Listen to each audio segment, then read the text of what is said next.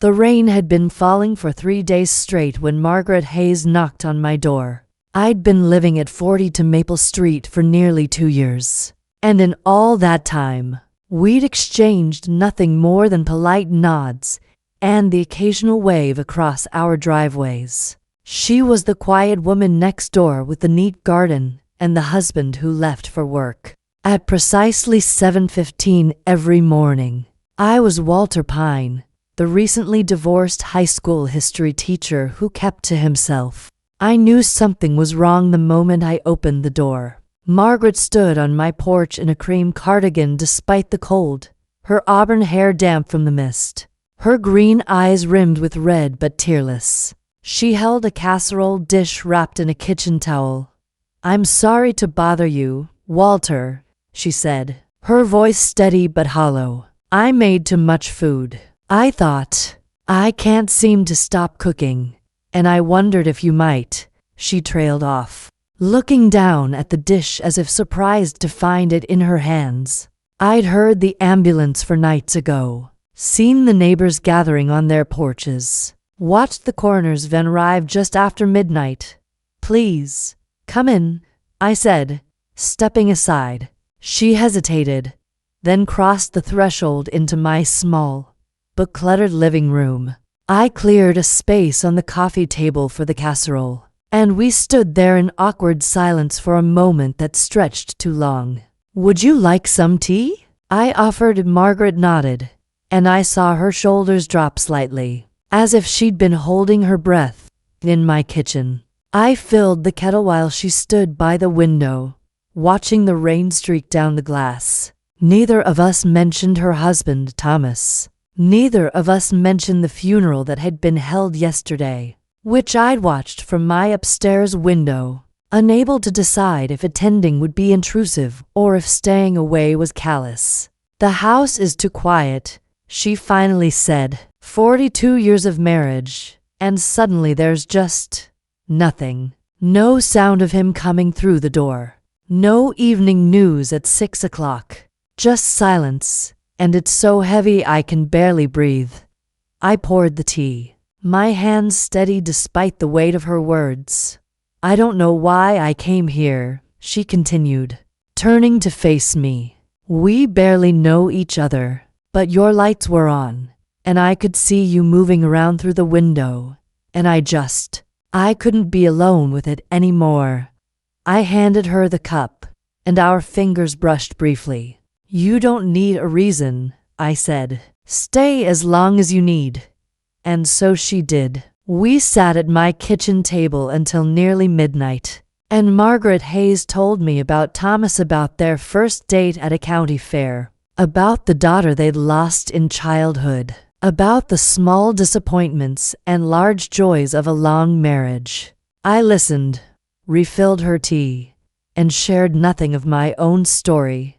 When she finally left, she paused at my door. "Thank you, Walter, for not offering platitudes, for just being here."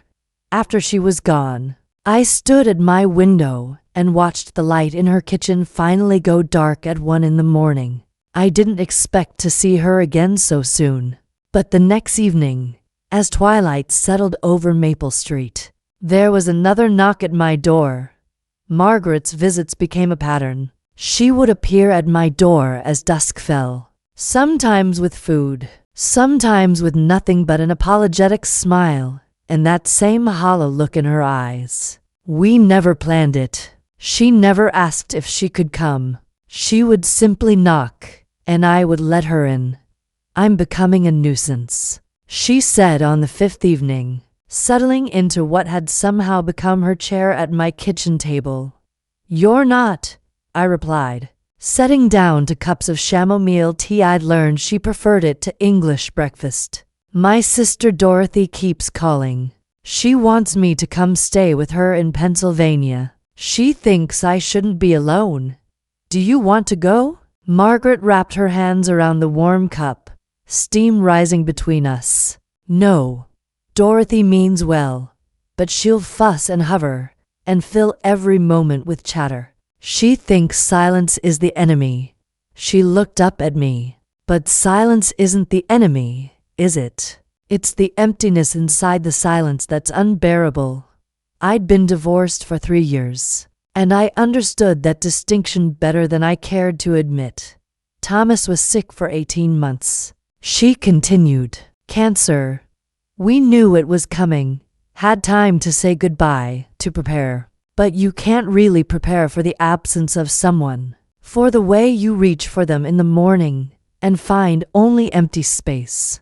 These evening conversations had a quality of confession to them. Margaret would arrive with her grief carefully contained, and over tea it would spill out in measured doses, never overwhelming, always controlled. She was a woman who'd spent a lifetime being composed, and even in sorrow, she maintained that dignity.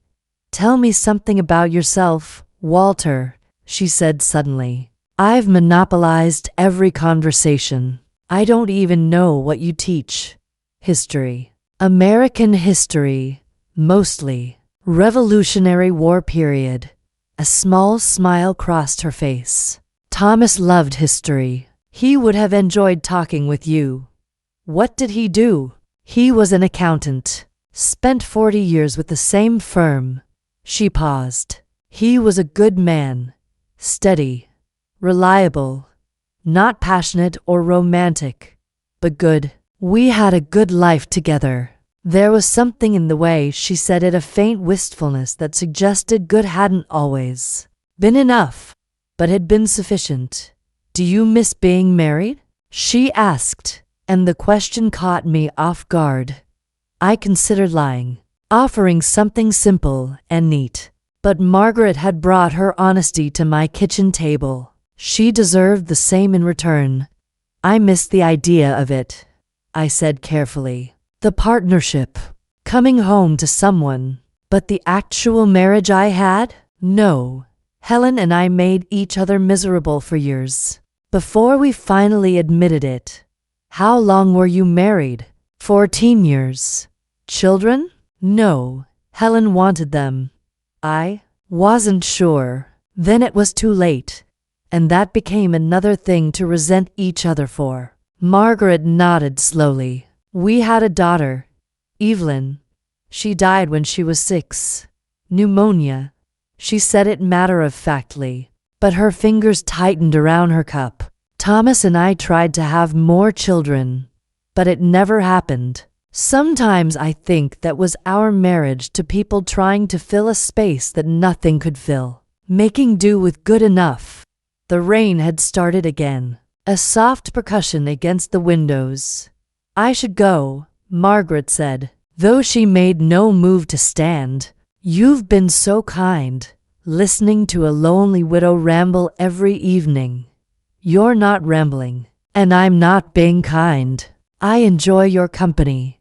She looked at me then, really looked at me, and something shifted in her expression, a recognition of something mutual, a connection neither of us had expected to find. Same time tomorrow? She asked, a hint of humor in her voice for the first time. I'll put the kettle on at 6. After she left, I realized I'd been smiling. 3 weeks after Margaret's first knock on my door, spring began to push through the late winter cold. The rain gave way to clear skies, and the dogwood tree in my front yard started to bud. Our evening routine had solidified. Margaret would arrive at 6. I'd have tea ready, and we'd talk for an hour or two, sometimes longer.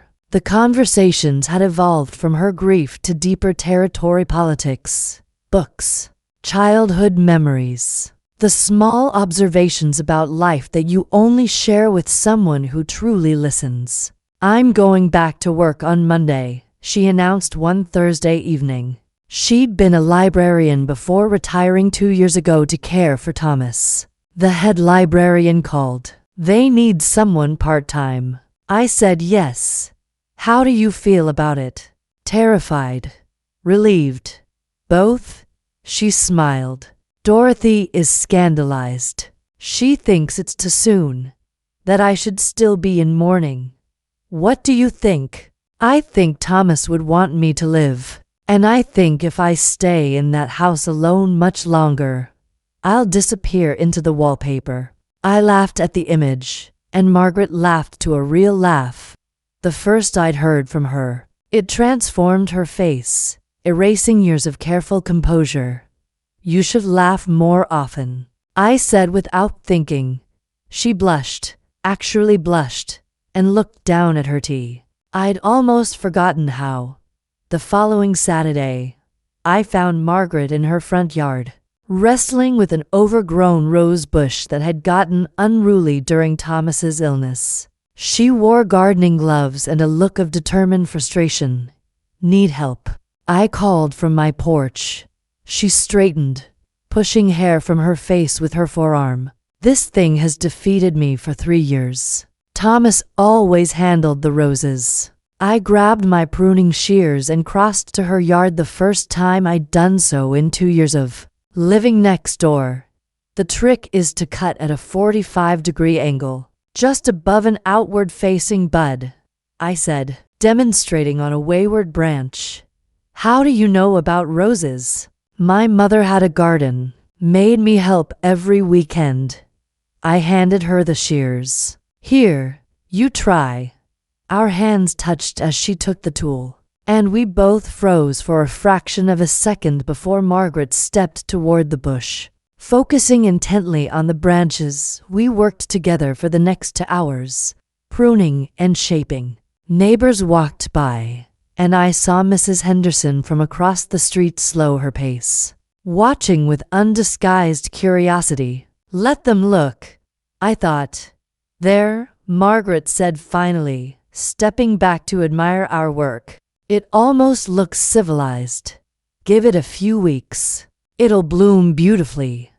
She turned to me, dirt on her cheek, her eyes bright with exertion and something that made my pulse quicken. Stay for dinner, she said impulsively. It's the least I can do after all those evenings you fed me tea and patience. I should have declined, should have maintained the careful boundaries we'd established. But I didn't want to. I liked that. Margaret's kitchen was warm and filled with the smell of roasting chicken and herbs. Photos lined the mantel above the fireplace. Margaret and Thomas through the decades. Young and hopeful, then middle-aged and settled, finally gray-haired and content. And in the center, a little girl with Margaret's green eyes and Thomas's dark hair. Evelyn. She would have been 52 this year, Margaret said softly, noticing my gaze. I still bake her a cake every birthday. Thomas thought I was being morbid, but I couldn't stop. It's not morbid, it's love. Margaret busied herself with dinner, and we ate at her dining table, using the good china she said hadn't been touched since last Thanksgiving. This feels strange, she admitted over dessert. Having someone other than Thomas in this house. But also right, somehow. I know what you mean. She studied me across the table. Do you, Walter? You're so guarded. You listen to everything I say. But you reveal so little of yourself. What do you want to know? Why did your marriage really end? I set down my fork. Because Helen wanted a life I couldn't give her. She wanted passion and adventure and grand gestures. I wanted quiet evenings and good books and simple contentment. She felt trapped. I felt inadequate. Eventually, resentment won. Do you still love her? No. I'm not sure I ever did. Not really. We were young and thought compatibility was enough.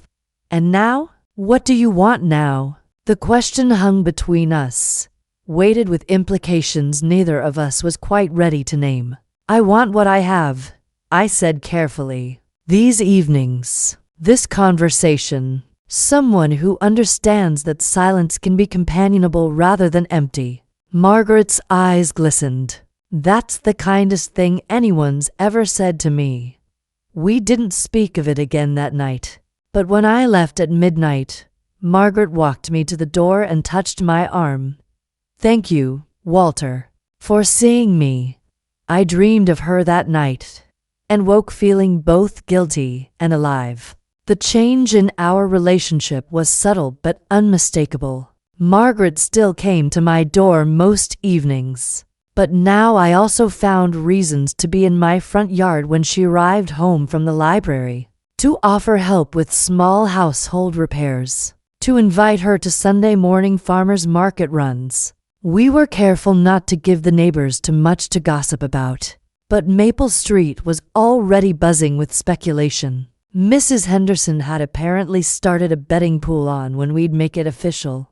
Official what? Margaret laughed when I told her. We're just friends. Are we? The question slipped out one evening in late April as we sat on my back porch, watching fireflies begin their nightly dance. Margaret had brought wine instead of accepting tea, and we were on our second glass. She didn't answer immediately, and I wondered if I'd pushed too far. I don't know what we are, Walter, she said finally. I'm 64 years old, a widow of barely 2 months, and I've spent my entire adult life as one half of Thomas and Margaret. I don't know how to be anything else. You don't have to be anything else. You can just be Margaret, can I? She turned to face me, her expression vulnerable in the twilight. Because when I'm with you, I feel like someone I haven't been in decades. Someone who laughs and has opinions and wants things. And that terrifies me. Why? Because it feels like betraying Thomas. Because people will judge. Because, she paused, her voice dropping to barely a whisper. Because I'm starting to have feelings I have no right to have. My heart hammered in my chest. Margaret, no. Please, let me finish. She set down her wine glass with trembling hands. When Thomas died, I thought I'd grieve for a respectable time, then live out my remaining years in quiet solitude, peaceful, uncomplicated. But then I knocked on your door, and you let me in without judgment or expectation. You just saw me, the real me, not the widow, or the librarian, or Thomas Hayes's wife. Just Margaret. That's all I ever wanted to see. I know, and that's what scares me most. Because I look forward to these evenings more than anything else in my day. Because I find myself choosing what to wear based on whether you might like it. Because yesterday at the library, someone made a joke about Benjamin Franklin. And my first thought was Walter would appreciate this, and I couldn't wait to come tell you. I reached for her hand, and she let me take it. Her fingers were cold despite the warm evening. I'm 57 years old, I said. I spent 14 years in a marriage where I felt invisible. Then 3 years alone convincing myself I preferred it that way. Then you knocked on my door, and everything shifted. I don't know what this is either, Margaret, but I know I haven't felt this alive in decades. What do we do? She asked. I don't know. Take it slow. See where it goes? She laughed, but it was tinged with sadness. We're not exactly young and impulsive, are we? No grand passion, no dramatic declarations. Maybe that's better. Maybe we've both had enough of trying to be something we're not. Margaret squeezed my hand, then slowly withdrew hers. I need time, Walter. Time to figure out who I am without Thomas, before I can even think about being anyone with you. Does that make sense? Perfect sense. Will you wait? As long as you need. She stood to leave, and I walked her to the gate between our yards, a new habit we'd developed. Walter? She called as she reached her back door. Yes? Thank you for being patient with me.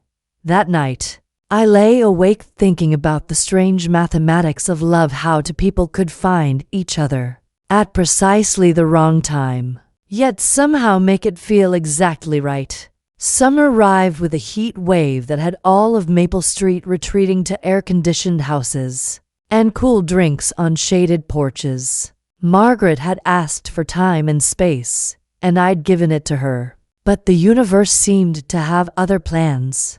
Her air conditioning broke on the hottest day of June. I called a repairman, but he can't come until Friday, she said when I found her sitting on her front steps at 3 in the afternoon, fanning herself with a magazine. It's like an oven in there. Stay at my place, I offered. I've got central air and a guest room. She hesitated, and I could see the internal debate playing across her face: propriety versus practicality, desire versus caution. Just until Friday, I added. No strings, no expectations. Just a cool place to sleep. All right, she said finally. But I'm cooking dinner. Fair trade. That evening, Margaret arrived with an overnight bag and groceries. We fell into an easy rhythm. She prepared her famous lasagna while I made salad.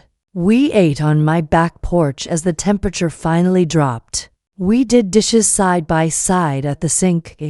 It was achingly domestic, painfully normal, and absolutely perfect. This feels dangerous, Margaret said as we settled in the living room afterward, ostensibly to watch the news but really just to prolong the evening. How so? It feels like playing house, like pretending we're something we're not. What if we're not pretending? She looked at me sharply. Walter, I know, you need time. I respect that. But Margaret, can I be honest? She nodded, curling her legs beneath her on the couch. I'm falling in love with you. Slowly, carefully, completely. And I don't need grand gestures or dramatic changes. I just need these quiet evenings, these easy conversations. The knowledge that you're in the next room. Tears slipped down her cheeks. You can't say things like that. Why not? It's true. Because I'm falling in love with you too. And I feel so guilty about it I can barely breathe. Thomas has been gone less than 4 months. What kind of wife forgets her husband so quickly? I moved to sit beside her, close but not touching. You're not forgetting him, Margaret. You're allowing yourself to keep living. There's a difference, is there? Because some days I can barely remember what his voice sounded like, but I can tell you exactly how you take your coffee and which chapter of which book you're reading and the way you tilt your head when you're really listening. That doesn't diminish what you had with Thomas, doesn't it? Her voice broke. We were married for 42 years, Walter. 42 years of shared history and inside jokes and knowing someone so completely. You can finish their sentences. And now I'm sitting here with you, feeling things I never felt with him. And I don't know if that means my marriage was a lie or if I'm just a terrible person. It means you're human. It means people can love differently at different stages of their lives. I did love him, she insisted. Maybe not with passion or fire, but with genuine affection and respect. He was my best friend. I believe you, and I would never ask you to apologize for that or diminish it. Margaret wiped her eyes. You're too understanding. It's infuriating. I smiled. Would you prefer I storm around and demand you forget him immediately? Maybe. At least then I could be righteously angry instead of just confused. We sat in comfortable silence for a while, the news droning in the background, the air conditioning humming its steady song. I should go to bed, Margaret said eventually. Guest room, down the hall, first door on the left. Fresh towels in the bathroom, extra blankets in the closet. She stood, then impulsively bent to kiss my cheek. Good night, Walter. Good night, Margaret. I stayed up long after she'd gone to bed, reading the same page of my book over and over, hyper-aware of her presence in my home. Around midnight, I heard her bedroom door open, heard her footsteps in the hallway, heard her pause outside my door before continuing to the kitchen. I found her standing by the window, a glass of water in her hand, looking out at the darkened street. Couldn't sleep. I asked. It feels strange, sleeping in a house that isn't mine. You could go home. The heat can't be that bad at night. I know. She turned to face me. But I don't want to. The admission hung between us, heavy with implication. Margaret, don't say anything profound or perfect. I just need to stand here with you for a moment and feel less alone. So we stood together by the window, not touching but connected by the silence we learned to share, until Margaret finally went back to bed. The air conditioning was fixed Friday morning, but Margaret stayed one more night. July brought Margaret's 65th birthday, and her sister Dorothy descended on Maple Street like a well-meaning hurricane. She's staying a week, Margaret warned me over the fence one morning. Hide while you can. But Dorothy was determined to meet me. On her second day, she marched up to my door with a cake plate and a gleam of curiosity in her eyes that reminded me uncomfortably of Mrs. Henderson. "So you're Walter," she said, pushing past me into my living room. "I've heard so much about you. Coffee?" I offered, resigned to the interrogation. Dorothy settled into Margaret's usual chair with the air of someone claiming territory. She was older than Margaret by several years, with the same green eyes but a sharper edge to her features. "My sister speaks very highly of you," she began. "Says you've been a good friend during her difficult time. Margaret has been a good friend to me as well. Is that what you call it? Friendship?" I met her gaze steadily. "Yes. What would you call it?" "I'd call it convenient. A lonely widow, a divorced man, both of you desperate for companionship."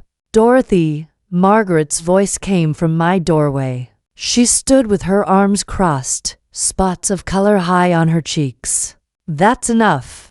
I'm just being protective." "No, you're being rude." "Walter, I apologize for my sister." "There's no need." "There is."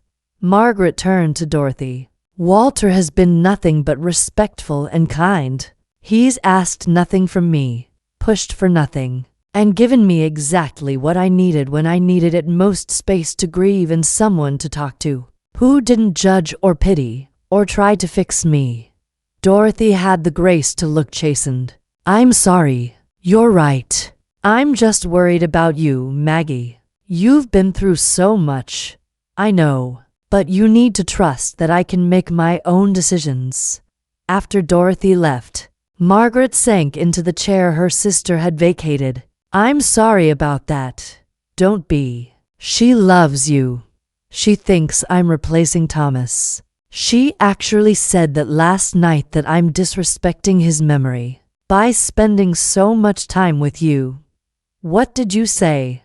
"I told her Thomas would want me to be happy. That he knew better than anyone how lonely I've been for years, even when he was alive." She looked up at me. "We had separate bedrooms for the last decade of our marriage. Did I ever tell you that?" "No." He snored. "I'm a light sleeper." It just made sense. But it also created this distance. We were partners, roommates, friends. But we hadn't been lovers in years. Hadn't had a real conversation that didn't involve household logistics or his medical appointments in longer than I can remember. You don't have to justify your marriage to me. I'm not.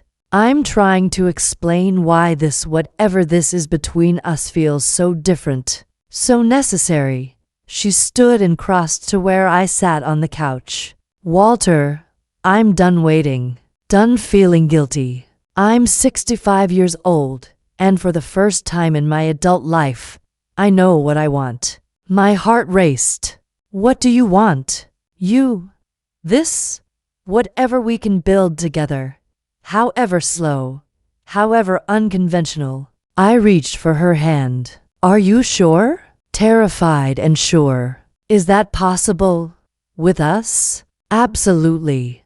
She laughed, and then finally she leaned down and kissed me. It was gentle, tentative, Nothing like the passionate embraces of romance novels. It was better, it was real and honest and ours. When we pulled apart, Margaret was smiling through tears. Well, that happened. Should we talk about it? God, no. I've overthought everything for months. Can we just be? So we did. For the rest of Dorothy's visit, Margaret and I maintained our usual routine, but with a new ease, a new certainty. Dorothy watched us with knowing eyes but said nothing more. The night before she left, Dorothy pulled me aside. Take care of her, Walter. She's stronger than she looks, but she's also been hurt more than she shows. I will. And Walter? Thank you. I haven't seen her this alive in years. Not even before Thomas got sick. After Dorothy left, Margaret and I sat on my porch as fireflies painted the dusk. She approves, Margaret said, in her own overbearing way. Does it matter? Surprisingly, yes. Dorothy's opinion has always mattered to me, even when I wish it didn't. I took her hand, marveling at how natural it had become. Where do we go from here? I don't know, but I'd like to find out. Together. I agreed. That night, when Margaret left for her own house, she paused at the gate and looked back. Same time tomorrow? She asked. Always, I replied. And for the first time since she'd knocked on my door that rainy night, I knew with certainty that we'd found something worth keeping. August marked 6 months since Thomas's death, and Margaret made a decision. I'm selling the house. She announced one evening over dinner we'd taken to alternating houses. Though we both preferred my place, I set down my fork. That's a big step. It's too big for one person, too full of memories. I've been thinking about it for weeks. She paused. I'd like a fresh start. Something smaller, more manageable. Have you started looking? Actually, I found a place. A cottage on Birch Lane, about a mile from here. 2 bedrooms, a garden, perfect for one person. Something in her tone made me look up. Or, Margaret smiled. Or to people. If one of those people wanted to, say, move in eventually. Not now, obviously. But eventually, my pulse quickened. Margaret Hayes, are you asking me to consider living with you? I'm saying the option exists. If we're still doing this in 6 months, a year, whenever it feels right. She reached across the table for my hand. I'm 65, Walter. I don't want to waste time on lengthy courtships and unnecessary waiting. If this is real and I believe it is, then let's build towards something. You've really thought this through. I've thought of little else. I know people will talk. I know it seems fast. But we're not kids, and life is short. And I'd rather spend whatever time I have left being happy with you than alone being respectable. I stood and pulled her into my arms. I would love nothing more than to build a life with you, Margaret. Whenever you're ready. She buried her face in my shoulder. How did I get so lucky, finding you next door? I've wondered the same thing. The next weeks were a whirlwind of house preparations. I helped Margaret sort through 42 years of accumulated possessions, deciding what to keep, what to donate, what to give to Thomas's relatives. It was painful work, confronting so much history. His mother's china, Margaret said one afternoon, wrapping delicate plates in newspaper. I always hated it, but Thomas insisted we keep it for special occasions. We used it maybe 5 times in 40 years. What do you want to do with it? Donate it. Let someone else feel guilty about not using it. She laughed. Is that terrible? It's honest. That's better. We found a box of letters in the attic, correspondence between Margaret and Thomas during the first year of their marriage when he'd been briefly stationed overseas with the National Guard.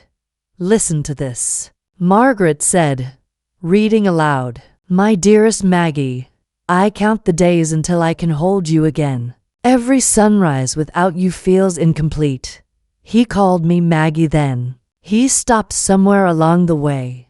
Do you want to keep them? She was quiet for a long moment. No. I'll keep one or two, but the rest. They're from a different lifetime. A different Margaret and Thomas who thought love letters and grand gestures mattered more than shared routines and comfortable silences. She looked at me. We were so young and didn't know what we were doing. Does anyone, at 20? You're kind to say so. She carefully selected 3 letters and placed them in her keep pile. Then put the rest aside. I'm not trying to erase him, you know. I just want to stop living in his shadow. I know. The house sold quickly to a young family with 3 children. Margaret watched from my porch as they toured the property, the children running through the rooms that had been silent for so long. It's good, she said softly. Children should live there. Fill it with noise and chaos and life. The cottage on Birch Lane was charming white clapboard with blue shutters, a front porch perfect for morning coffee, and a garden that needed work but had good bones. What do you think? Margaret asked as we stood in the empty living room. I think it's perfect. The second bedroom could be an office, or a guest room, or, she trailed off meaningfully, or a shared bedroom, eventually.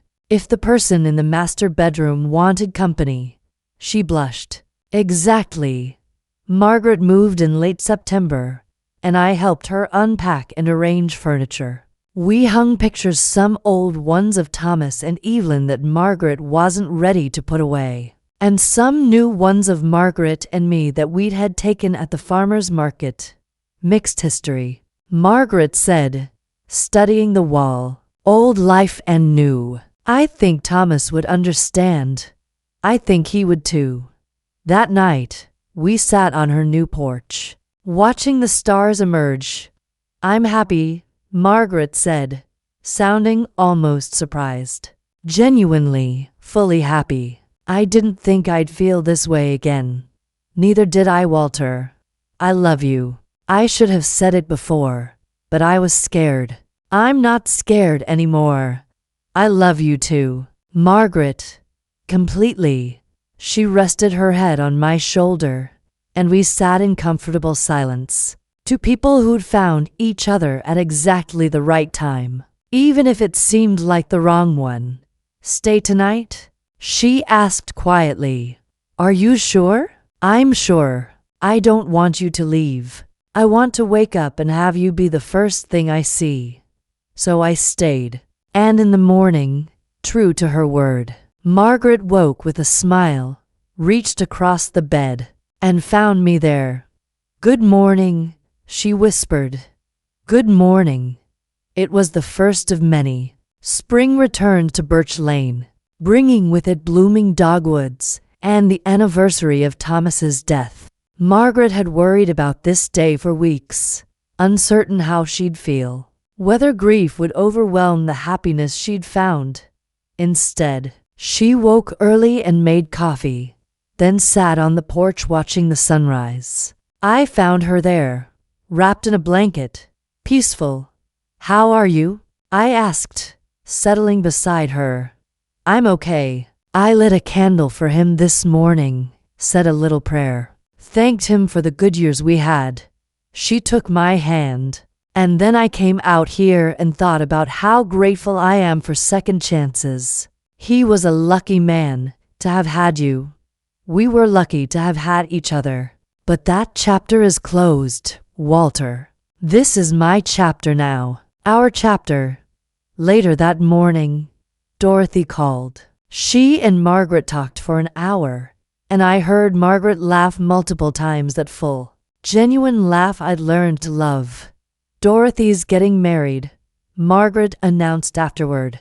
At 70 years old, she's marrying her high school sweetheart who she reconnected with at their reunion last year. That's wonderful. She said she wishes she'd been brave enough to do it sooner, that she wasted years being sensible. Margaret smiled. She also said she was wrong about us, that she can hear the happiness in my voice. Are you happy? Deliriously, terrifyingly, completely. We'd settled into a comfortable rhythm. I'd kept my house on Maple Street but spent most nights at the cottage. Margaret returned to full-time work at the library, and I continued teaching. But our evenings belonged to us. The neighbors on Birch Lane were younger, less inclined to gossip, and more accepting. Mrs. Henderson still drove by occasionally, craning her neck to see if my car was in Margaret's driveway. But we'd stopped caring what Maple Street thought. I was thinking, Margaret said one evening in late May as we worked in the garden together, about selling your house. I looked up from the tomato plants I was staking. Oh, not because you have to, but because. Why keep paying for a house you barely use? You could move in here properly. Make this ours instead of mine.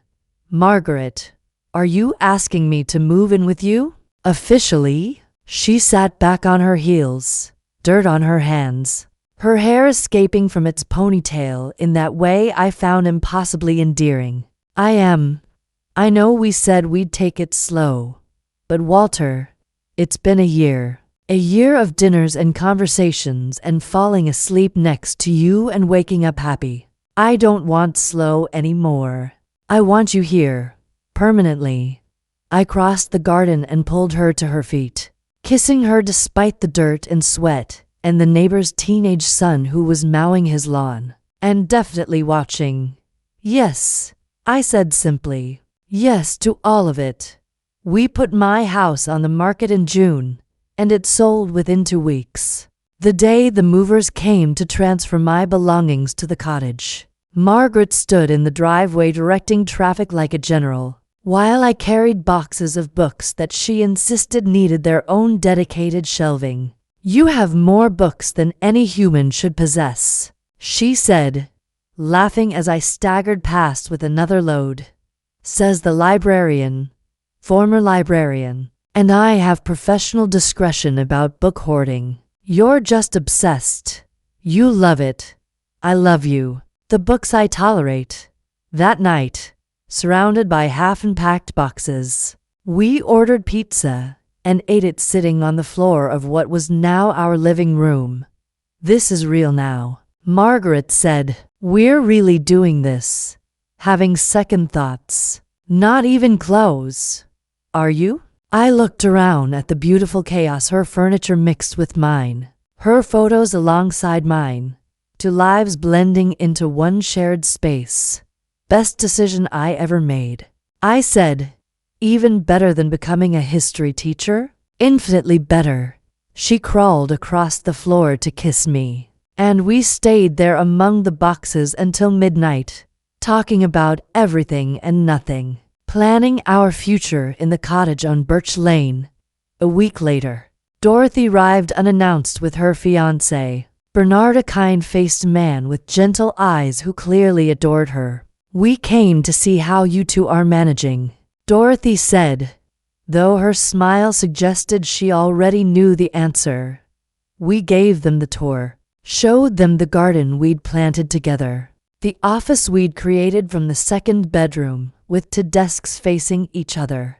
The bedroom we now shared without hesitation or guilt.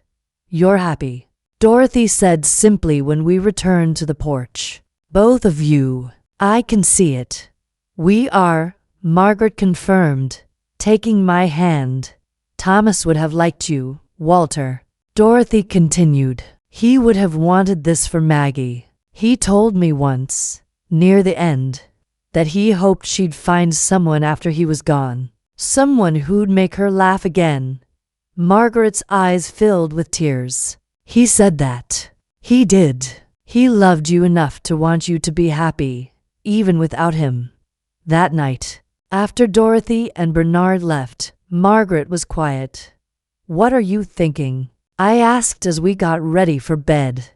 That I was so worried about betraying Thomas's memory. And all along he'd given me permission to move forward. She turned to face me. I wish I'd known. It would have made the guilt so much easier. You know now, and you can let it go. I already have. The moment you moved in, I let go of the last of it. This is my life now. Our life. Summer passed in a blur of contentment. We took a trip to Maine, stayed in a bed and breakfast, walked along rocky beaches, and ate lobster until we were sick. We hosted dinner parties where Margaret's library friends mixed with my teaching colleagues. We adopted a cat from the shelter, a gray tabby Margaret named Fitzgerald and I called Fig. In October, on the anniversary of our first real conversation, I planned something special. I took Margaret to the county fair, the same one where she'd had her first date with Thomas. All those years ago. Walter, you remembered, she said. Touched. Of course I did. We rode the Ferris wheel, ate cotton candy, and I won her a stuffed bear at the ring toss after 6 attempts and $15. You're ridiculous. She laughed, clutching the bear. For you? Always. As the sun set and lights twinkled across the fairground, I led her to a quiet spot away from the crowds. Margaret, I know we've talked about this being different from traditional romance. No grand gestures, no dramatic declarations. But there's one tradition I'd like to honor. I knelt down my knees, protesting the movement, and pulled out a small velvet box. Walter, her hand flew to her mouth. I'm not asking because I think we need a piece of paper to validate what we have. I'm asking because I want the world to know you're mine and I'm yours. Because I want to spend whatever time we have left making you happy. Because I love you more than I thought possible. I opened the box, revealing a simple gold band with a small emerald. Margaret Hayes, will you marry me? She was crying and laughing simultaneously. Yes, yes, absolutely yes. I slipped the ring on her finger, a perfect fit, and stood to kiss her while the Ferris wheel turned behind. US and carousel music played in the distance. I can't believe you proposed at a fair, she said through tears. Too much? It's perfect. You're perfect. We're perfect. We married in December. A small ceremony in the cottage's living room with Dorothy and Bernard as witnesses. A handful of close friends. And a justice of the peace who'd known Margaret for 30 years. Margaret wore a cream dress and carried a bouquet of winter roses from our garden. I wore my best suit and couldn't stop smiling.